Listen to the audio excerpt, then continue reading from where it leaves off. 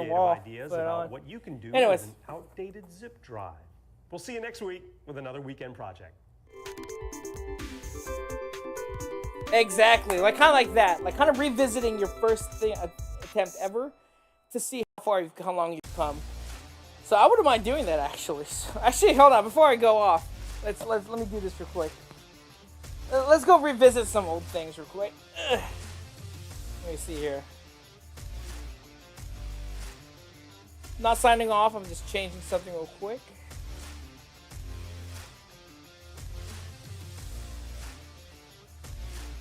Let's end it on what's it called?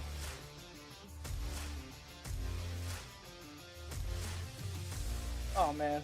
Okay. Oh, that didn't mean to do that. I'm learning how to do this thing, man. Okay. There we go. You know what? Let's talk about AI for a second. It helps a lot with communication, but it's still really important to make sure that everything I write still feels true to myself. And that's where Grammarly Go comes in. So right now I'm looking for right now. you know what? First up, Let's do it. Let's do it. Click Set Voice, which lets me personalize the tone That and is weird. overall There we style go. that I'm going for. Then Grammarly Go helps me create high-quality communication. Obviously, I don't know how to professional and OBS personal yet, at so the I'm same working time. this The out. second thing is ideating. Sometimes getting started is the hardest part, but now I can provide a prompt, and Look at Grammarly that. Go can Okay. provide some ideas. It can be so helpful Let's to do it. use these Let's ideas do as a it. launching pad as I create. The third Where's thing Grammarly Mythbusters Go Fan helps me 01? a Let's lot see. is rewriting. Mythbusters Fan. Sometimes I already have something, but I may want to make it Mythbusters even Fan better. 01. Grammarly Go can This instantly even rewrite found my text, thing. helping me get that much closer to what I'm going for. Now it's time to see what you can create with Grammarly Go.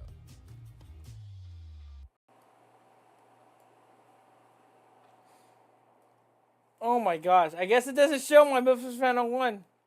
No, not Hi, it's that. Skip K Not from Make that. Magazine, and I'm standing inside this leather I can't shop, find getting ready it. to pick out No. Just about everything Come I on, need where is to it? break the sound barrier. That's right. We're going to trigger a sonic boom of sorts as together we Where are make my a search bullwhip options? on today's Give weekend me my project. filters. Here we go. Upload this year. What relevant? Upload date. View's not ready. What are these filters, dude? I'm just trying to find my old account. Oh, channel. There you go. No results found. Are you kidding me? Make Volume 9 by William Gerstel. and Now it's on that's a page lie right 83. there. Now to make the bullwhip, the first thing you'll need is some leather hide, and I found mine at a leather shop. Uh-oh. A piece about 8 feet long and 3/16 inch thick should do the trick. In addition to that, you're going to need some saddle soap, which we'll use a little bit later on. Dang it. Okay, And never you're gonna mind. need a number of tools to put the bullwhip together.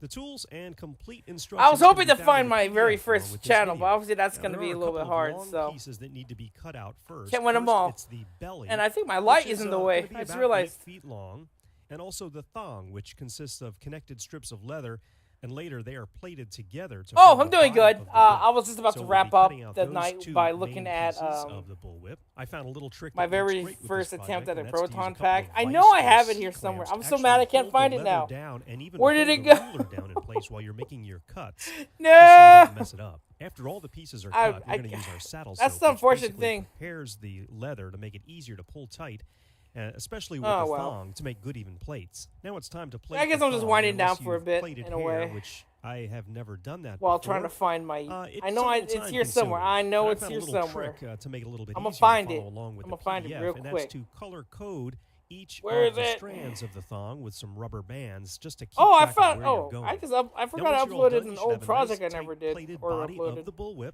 and it's time to move on and attach Well, the there's handle that. and the other parts of the bullwhip. Come on, Using a I know I have 3/4 my inch channels dowel, here we'll cut a somewhere. piece I about put in 7 a inches Discord long, channel. and then I used a file to make a it's groove like a about 1 inch from the thing to end of save the it. handle. And there's a few more leather pieces that need to be cut out. One will be the leather that goes around the wood dowel that serves as the handle. One will be the keeper, and one will be a very thin strip which actually holds If I don't have it keeper here, I'm to gonna the lose it. handle. You can use a nail or Because I blades really to want to hold end the leather night the to look at. handle I and really lock it want to nice see and my tight. old Proton And then pack. attach the keeper to There the it is! handle using that very thin No! strip of leather that Wrong we cut out, one! and tie it nice and There we go. tight. I found the final user, piece, boys. and the one that takes the most beating is Oh. the cracker, which is attached to the very end of the whip. It's about Alright, an it's 8-inch happening. length Hold of on. light God cotton willing. or nylon cord. If you want to make an impact online, GoDaddy.com has what you need. .com names as low as $1.99, plus world-class hosting, fast and easy Hold website on. builders, and Oh, much it's more. happening. Plus, as a viewer of the Make Oh, it's happening podcast, real quick. Hold enter on. code MAKEMAG. That's MAKEMAG when you check out, and save an additional 10% on any order. Some restrictions apply. No, See site for oh my details. gosh. Get your piece of the Yo, internet. I'm gonna cringe, but Now, when first starting we out are using a gonna do bullwhip, this. Safety is important, and that includes a hat. it has to happen. It definitely has to happen now. 13 years ago. Holy crap. Okay, hold on. All right, boys. This is my embarrassment, but it's for a reason. Oh my god. Oh no. And this, Yeah.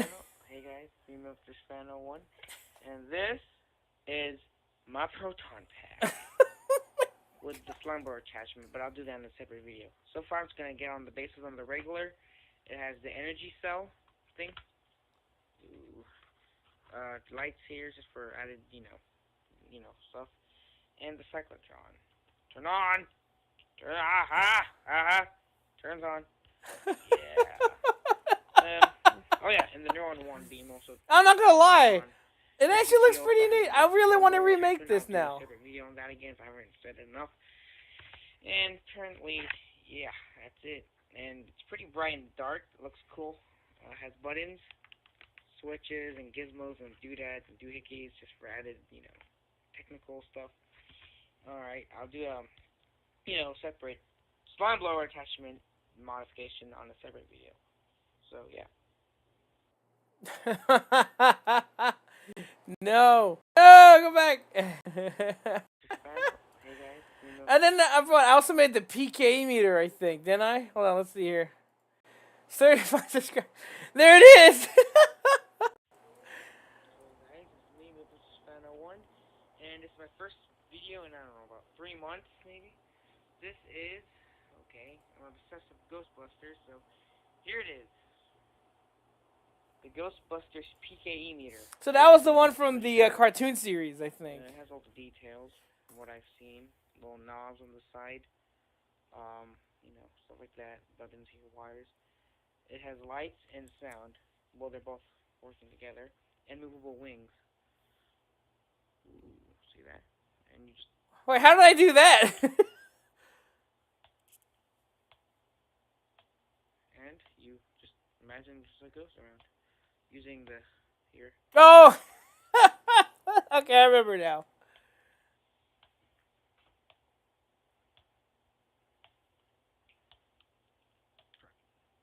Well, that's it. Okay, well, there's that then. So, oh my gosh. Well, okay, I'm curious. I'm looking at my 13 years ago videos. What else did I do here? Oh God. Okay. Anyways, water here. No! Oh God, this I get copyrighted. It's game over, bros. Anyways, there's enough of that. That's still there. Yeah.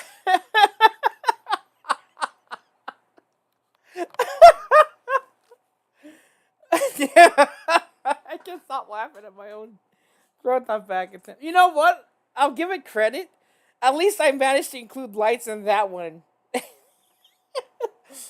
Oh my gosh. Like I said, I would love to actually remake that Proton pack in today's with what I'm capable of today.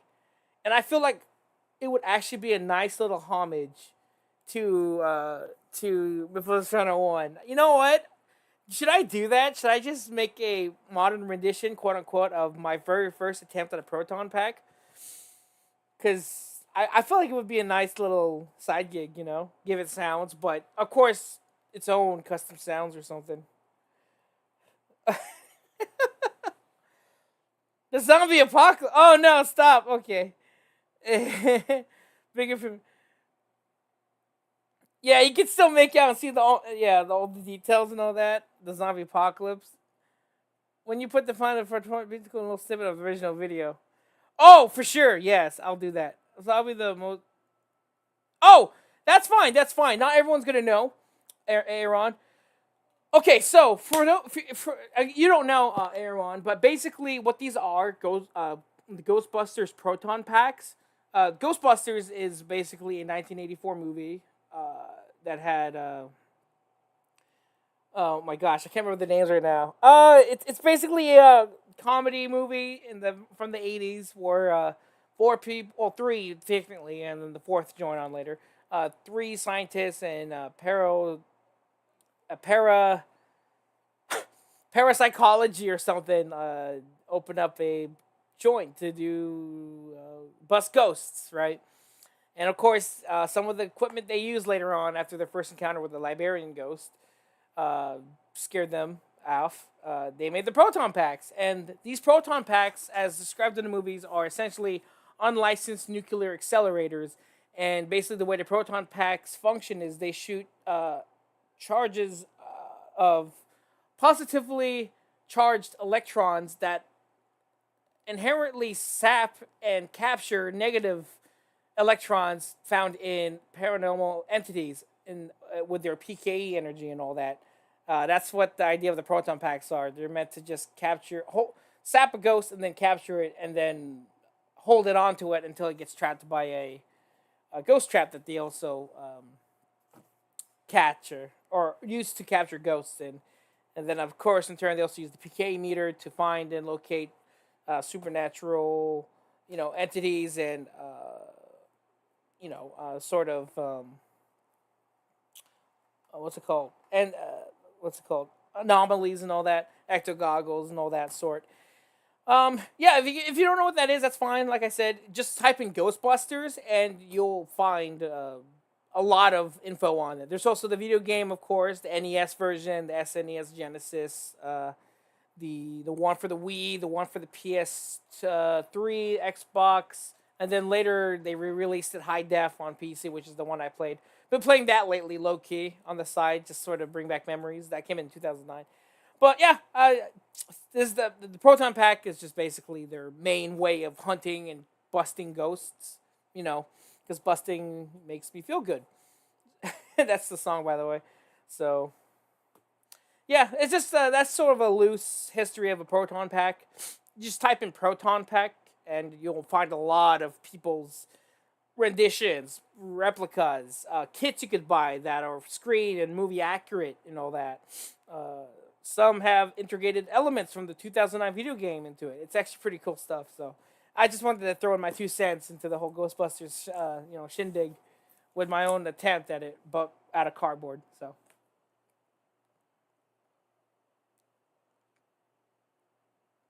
Oh my gosh, Luigi's Mansion.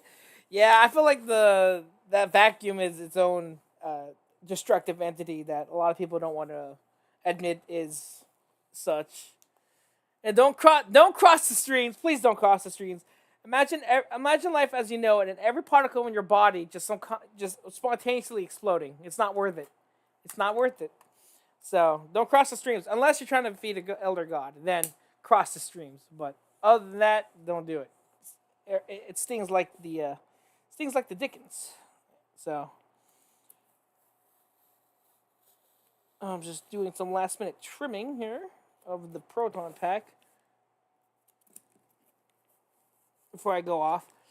I'm sorry. I know I was supposed to go offline a while back, but I get really excited when Ghostbusters gets mentioned. I'm not like the biggest fan in the world, but I am very into the Ghostbusters aesthetic and like universe and all that. And yeah, so there we go. Just cleaning up the main board that this thing's mounted to. So I think that's it. So, but yeah, figured I'd finally trim it out. There we go. That's trimmed out. So that's good to go. Oh yeah, this piece needs to get cut out too because there's a little piece. Anyways, as I said 100 times before, I hope you guys. Yeah, I'm really proud of this. I can't wait to finish it tomorrow, hopefully, and then get to work on the Neutrino Wand, and then that'll be the Proton Pack and Wand done. Here's hoping. And yeah. So I thank you guys for coming out today, watching this little short stream. I guess I figured I might as well do something on it. I didn't intend to stream today, but I figured maybe an hour or so wouldn't hurt, so. Oh yeah, might as well fix that part to it. There we go. But yeah, hope you guys enjoyed this stream. My name is Tailman. I was happy to refer. And as always, you guys, be chill. And then one more time for the road before I go.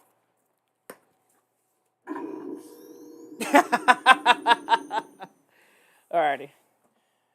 Y'all have a good one. Be chill. Woo. Alright. Yeah, baby.